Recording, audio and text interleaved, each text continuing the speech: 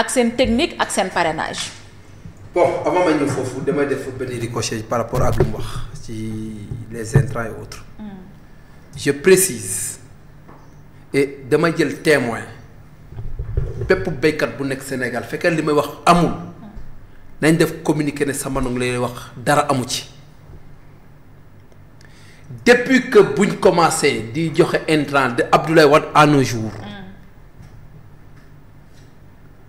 dafa am commission boo xamante ne commission communale lay doon commission communale préfet bi mooy gérer la commission mooy gérer la distribution des quotas de chaque commune calculer ko en fonction des quotas des villages en fonction ci impôt bu ñuy fay su ci paree benn agent la ñuy affecté soit gendarmerie lay doon gendarmerie sax le plus souvent parce que moom laa doon gis moom la ñuy affecté mu ñëw di contrôler affaire gi noonu la mos a demee noonu la mos a demee ku la wax ne am na changement waxul lu am noonu la mos a demee ça a toujours été comme ça même tout le temps noonu la demee. mais dañu ko dénk l'armée bi jamono yi. lu ñu dénk armée man de mosuma gis armée. te baykat nga. distribution nag préfet su ñu indi camions yi préfet am na droit wax armée ne damaa bëgg ngeen accompagner ma camions yi ba à destination loolu am na droit. ndax man bokkuma ci commission bi loolu mënuma ko gis ndax nekkuma ci commission mais séddale bi proprement dit. séddale bi commission bu ñuy monter. au niveau de la commune. day am chef de village yi. day am ASC yi. day am ay représentants GIE yi. ñooñu ñu tànn président bi nga xam ne mooy président commission bi. très bien. ñooñu nag saa bu ñu ñëwee distribution intrant yi ñoom ñu def dispatching pay dëkk boo gis li nga am. am na ñoo xamante ne amuñ sax lu mot saako ci jiw ca jiw wi ñun en notre temps ay mois de mai juin la doon ñëw mais fu mu nekk nii juillet lay dugg. d'accord day yéex balaa nga koy xolli balaa nga koy bees balaa nga koy tànn yàlla bi taw.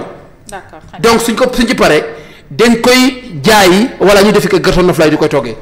looloo am donc il faut donner d'habitude la bonne information. suñ ci jógee.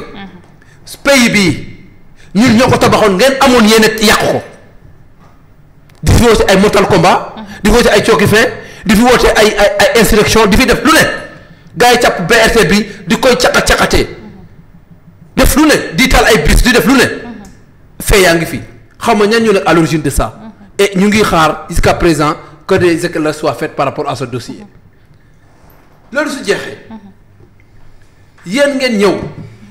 Sénégal n'a jamais connu depuis que de nos années pas à nos jours depuis les politiques d'ajustement structurel imposées par les institutions de Bretton Woods jusqu'à nos jours dégradation notre Sénégal mosut bonee ni mu bonee ni daaw ak ren mais est-ce que natu boobu CCP lañu yóbbu Fitch toroxal ñu Moody's toroxal ñu mais bot su rusul toj mais ruusal seen bopp ngeen góorgóorlu man su may gis ngeen di agrippé ci FMI j'ai envie de rigoler parce que yéen a doon saaga FMI leen di yëg li mel ni ketame donc aujourd'hui su ngeen di yéen a wax ne noonu dem su doonee xarti tey mais saagakati dem bu FMI su bëggee di chanter FMI tey kon war nañ jute ci fidélité kon ñun waa APR yéen waa FMI war ngeen jut ci crédibilité Pastef parce que ñoo la yéen a leen doon saaga démb ak barke démb te amaan na ngeen soxla moo tax ngeen di wax ngeen di jeter ay lauriers c'est bien fait c'est pas mal mais naturellement li ngeen bëgg du gaaw a amee noonu parce que FMI du institution yooyu du institution bu ñuy berne suñ ñëwee nag ci politique réel politique nee naa leen APR ak benn bokk yaakaar du amati dans l'histoire politique du Sénégal coalition bu gën a dëgër coalition boobu buy gën a perdurer coalition boobu noonu boobu ma ngi ko waxee woon bu Yewwi Askan di tas néewoon naa leen c'était un conglomérat de personnes imbues de leur propre personne et qui ne cherchent qu'à leur intérêt ma ne leen coalition boobu du mos a jàll du mos a dem parce qu'en réalité gëmuñu ko association la rek pour duper le peuple afin de pouvoir obtenir leur électorat et que leur seen campagne si li ñu ko defoon Macky Sall président Macky Sall dafa bëgg a daganal homosexualité ci ñëpp xam ne dara amu ci woon c'était archi faux ñoom kañ ñoo indi fi Jean-Luc Mélenchon mooy moom mu nekk di affirmer publiquement ne je suis le premier législateur ñoom ñuy tàccu donc tey véritablement su ngeen demee nag ak Diomaye ngeen ànd ak Diomaye président Diomaye ñun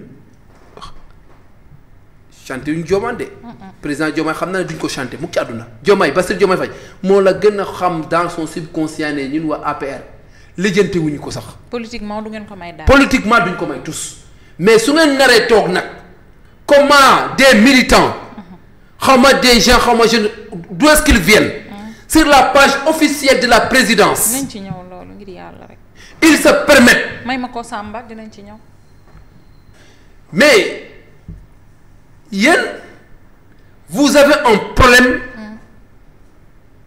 de moralité politique parce que fekkee ne ñun ay leçons politiques ngeen ñuy jàngal ñun ñooy seeni prophétie ci politique defu leen fii lu fi APR deful xanaa kañ ngeen di roy ci suñuy œuvre ñun on a fait que trois ans d'opposition 3 ans d'opposition lañ def li ngeen di wax yëpp ne am ngeen ay nit bari ngeen ay nit ñun on a fait que 3 ans briguer 12 ans tabax Sénégal foo xamante ne du ngeen ko seen xalaat sax yeggu fa vous n'avez même pas la prééminence les compétences la maturité le background et l'intelligence de pouvoir façonner un plan aussi élogieux et des réalisations aussi grandissimes que les réalisations du PSE vous n'arrivez pas à la cheville à son excellence monsieur le président Macky Sall loolu il faut ngeen xam ko y a pas photo seen suñu diggante ak yéen y a pas photo. D'accord. Il y a un océan un rift médio-océanique qui nous sépare bokkul yéen da nga bëgg a mel ni yàlla ak yàlli donc tey seen mappoon loo xam nga ñan la ñoom Malick Gakou ñoom Déthié Fall. yow Samba Malick Gakou ci ñoom la bokk. ñoom Barthélémy Dias ñoom ñooy seen mappandoo président Macky Sall du seen morom et du commence a doon ba illa yawmi diin. Très bien. fu mu yegg. est-ce que Pastef warul samp bàyyi coalition bi. ma ne la. le sens de la dignité et de l'honneur. ñun à notre temps en 2008 2007 bu ñu gagné assemblée nationale président demee boo gagné à l'assemblée nationale ñu jox ko président assemblée nationale ñu bëgg ko imposer ne loi Sada Ndiaye un an la mandat président de la république.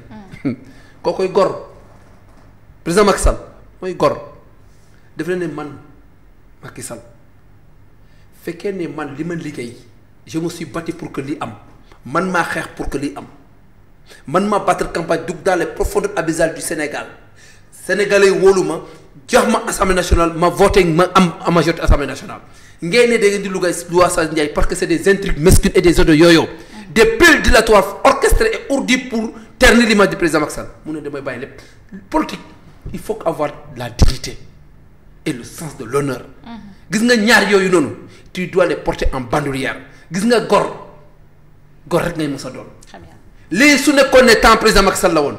bàyyi na yàgg na du ma xaar président dàq ma lan lay ut victimiser wu président Macky Sall il n'a pas cherché à se victimiser dafa bàyyi assemblée nationale démissionner de l'assemblée nationale. des ak yàlla. démissionner de son poste de mairie démissionner poste de coordonnateur des cadres du PDS ne ko yàlla yaa ngi fi yaa fi nekk yàlla rek a fi nekk à part yàlla dara amu fi. loolu la def de. loolu la def assumi ko. ñu jéem koo traquer fouiller de gauche à droite amul lan ñu ko toppee ñu bàyyi ko mu doxal. kooku président il est clean jusqu'à la cheville. D'accord. du seen alter ego ji lenn. Très bien. il n'a jamais gagné il n'a jamais perdu des élections président Macky Sall il n'a jamais perdu des élections même élection ñu wax en 2024 le président Macky Sall n'a ni été de près ni de loin de ces élections. D'accord. il était qu'un simple arbitre et lu koy illustrer. te campagne bu mu voté. vers les coups de 9h il a fait un communiqué. que personne ne publie des résultats tout le monde se souvient de ça.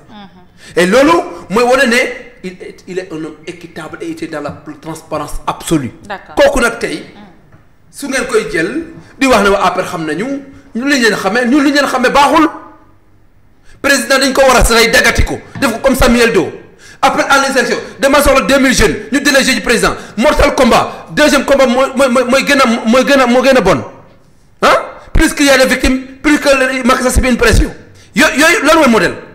loolu mooy modèle. ay nit si yéen ne ay cocktail molotov on a financé des milliers de cocktail molotov taal ay bus kii di wax ne xam nga ndax yàlla dama baal ndax dama baal ay nit ay ministre di wax ne dama encagoulé woon bokk ci taalkat yi ci dëkk Cheikh Ahmadou Bamba ngeen ñëwee ay modèle ngeen vous êtes des anti-modèles. d'accord merci Samba jërëjëf. Baba ndax Pastef am na doole c'est vrai Pastef am na doole tey coalition bi ñuy xëccoo est-ce que ça